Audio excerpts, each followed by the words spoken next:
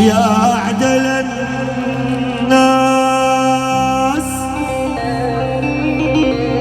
إلا في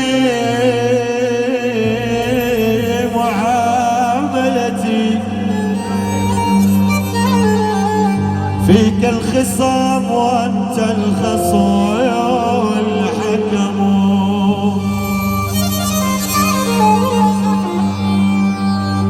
يا من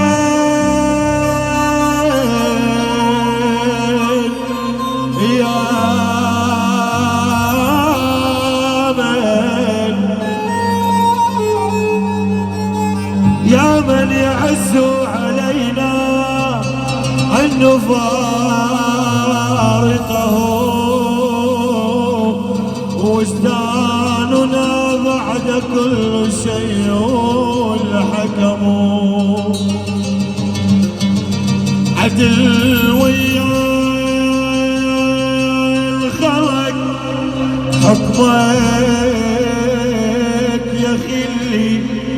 وضميري عدم ما غيرك